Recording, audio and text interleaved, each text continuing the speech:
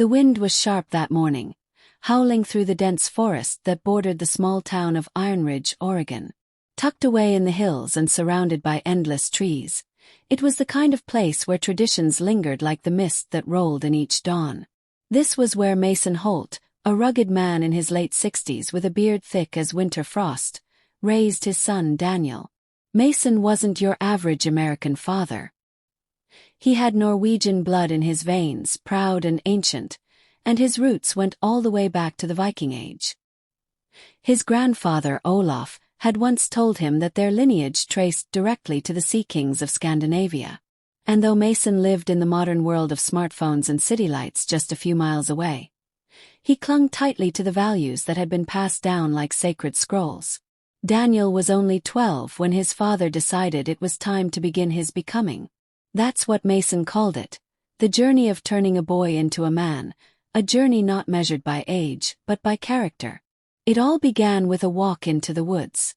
Mason handed Daniel a wooden staff, carved with intricate Norse symbols. "We don't have swords anymore," he said with a chuckle, "but this'll do." Daniel looked up at him, confused. "For what?" "For learning," Mason said simply. "And you'll carry this until you understand what it means to be a man." That morning, Daniel didn't just walk into the forest. He walked into a legacy. Over the following months and years, Mason poured everything he had learned into his son. It wasn't just about toughness or strength. It was about resilience, values, respect, discipline, and heart. And all of it was rooted in the ancient Viking code, translated for a modern world. The first lesson was simple. "Never lie to yourself," Mason said. "You can lie to the world and get away with it. But the day you lie to yourself is the day you fall apart."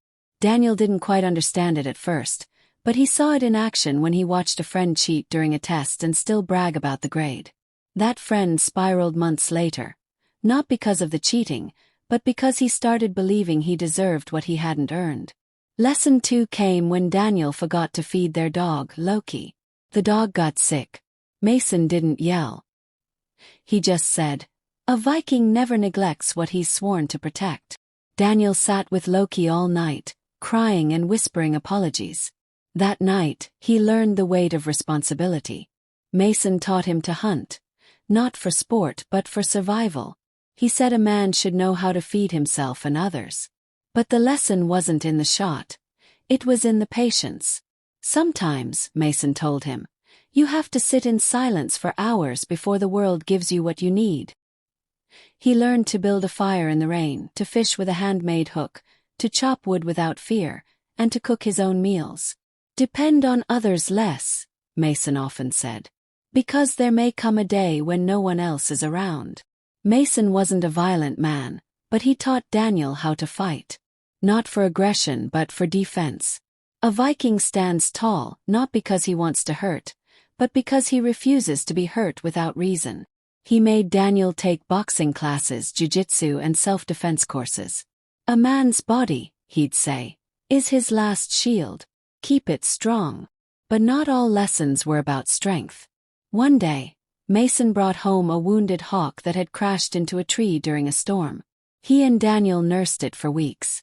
"True strength," Mason whispered one evening, "is knowing when to be gentle." Daniel learned how to speak clearly and listen deeply. "A man's word is his bond," Mason reminded him.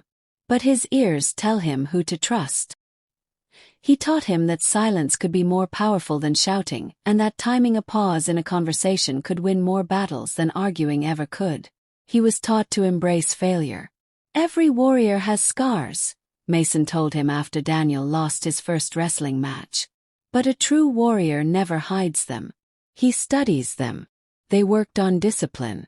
Every morning before sunrise, Mason would wake Daniel for a run. "We train our will," he said, "because our body will follow wherever it leads."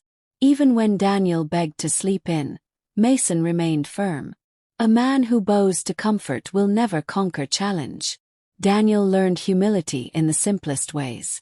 When he got his first paycheck from mowing lawns, he wanted to spend it all on video games. Mason instead made him give half to a local food bank. "A Viking shares his fortune," he explained. Because the moment you think you earned everything alone, you're lost. They read the old sagas together. Not for the violence but for the values. Daniel came to love the stories of Leif Erikson and Ragnar Lodbrok. Mason helped him see past the axes and helmets. These were men who sailed into the unknown, he said. And they brought light into the dark. That's what courage is. As Daniel grew into his teen years, the lessons got heavier. Protect the weak, Mason said, after they intervened when an older boy was bullying a smaller kid. Not because you're better, but because you remember what it was like to feel small. He taught him about loyalty. Your tribe is everything, Mason said. Friends will come and go. But when you find your tribe, stand with them even when the ground shakes. He explained the importance of honesty. Tell the truth even when it costs you. Especially when it costs you. That's when it matters most. He showed him how to manage money. Don't chase gold. Chase skills. A Viking wasn't rich because of coins, but because of what he could build, fix, and do. And then came heartbreak. At 17, Daniel fell in love and was shattered when it ended. Mason sat beside him on their porch, looking out over the cold trees. A warrior's heart is the hardest to heal, he said softly. But we don't armor it up. We let it break. And we let it grow stronger. He taught him how to apologize, how to forgive, how to admit when he was wrong, how to stand up again after defeat, how to be fearless not by avoiding fear, but by walking straight into it with trembling legs and open eyes. He learned that being a man wasn't about dominating others, but serving those he loved. He saw his father care for his sick mother for years, never complaining, always patient. This, Mason said one evening as he held her hand, is strength too. And then came Mason's final lesson. It was the day of his funeral. Mason passed quietly at 72, leaving behind a legacy not carved in stone, but in the soul of his son. At the burial, Daniel stood tall. 21 now, his beard starting to mirror his father's. He spoke words that echoed across the cemetery like the old Viking drums. My father didn't raise me to be perfect. He raised me to be real. He raised me to be strong, honest, kind, loyal, brave, and humble. He raised me to be a man, not by shouting orders, but by living the truth every single day. As the mourners walked away and Daniel remained by the grave, a young boy from the town approached him. Did your dad really believe in Vikings? He asked shyly. Daniel smiled. He was a Viking. And from that day on, Daniel carried the staff his father had once given him. He eventually married, had children of his own, and passed on the lessons, not in words alone but in the way he lived. He taught his sons to be fierce but fair, to listen more than they speak, to never break a promise, to fight only when necessary, to work hard, to cry when it hurt, to rise when they fell, to value time more than treasure,